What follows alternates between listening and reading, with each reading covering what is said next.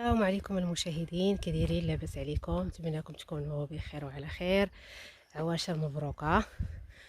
وهاد الساعه خرجت، بغيت نجيب شويه البابونج حيت هاد الوقيته هادي كاين البابونج، وقلت نستغلو نجيبو نلقطو ونديرو في نديرو في الدار حتى يكرم، ما نديروش في الشمس لان هو مفيد بزاف الحوايج. كيعلق الوجاع للناس الكبار، لوليدات الصغار، يعني كيعلق للشعر. يعني كتجي واحد الفتره صافي ما تيبقاش.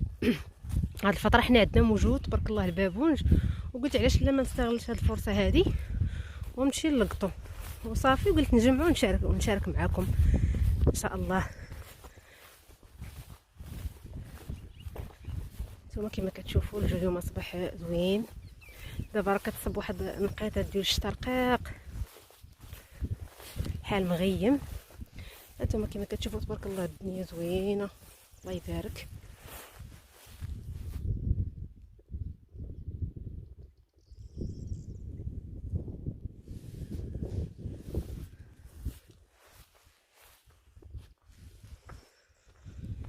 ها هو البابونج، ها هو وصلنا عليه كما كتشوفوا. ها هو تبارك الله. ها هو هنا البلاصه فيها قليل، واحد البلاصه اللي فيها مزيان ولكن بعيد عليا. شتي عاوتاني هاد البلاصه راه هو كيجي واحد الوقيته ما كيبقاش، كتولي تشري بالثمن من عند العطار كيعطيك غير شويه. وقلت علاش لا ما نستغلش هاد الفرصه هادي ونجمعوا. الله البلاد راه فيها تبارك الله الخيرات، اللهم لك الحمد. يلا ها انتم معايا، بسم الله.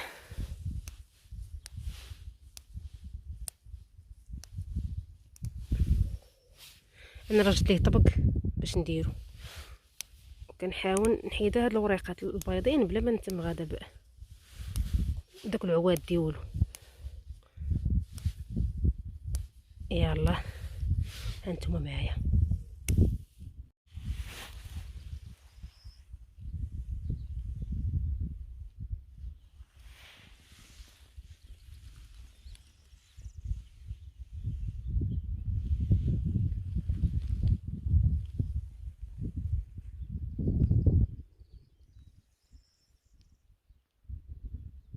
هانتوما كما كتشوفوا الاخوان، جمعت كميه لا باس بها. كيبغي العوين هذا الشيء فيه شويه ديال تماره.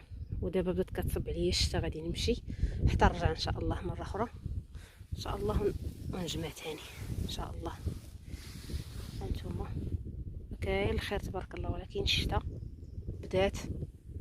هانتوما شوفوا الحال كي بدات رقيقه ومزيان. هاد العشب راه مزيان يكونوا عند الانسان في الدار، لا قدر الله كان شي وجاع ولا كان شي حاجه. وبالنسبه لينا حنايا في الباديه يعني هادشي عندنا يعني ديال الله فابور، علاش الانسان ما يكونش عنده.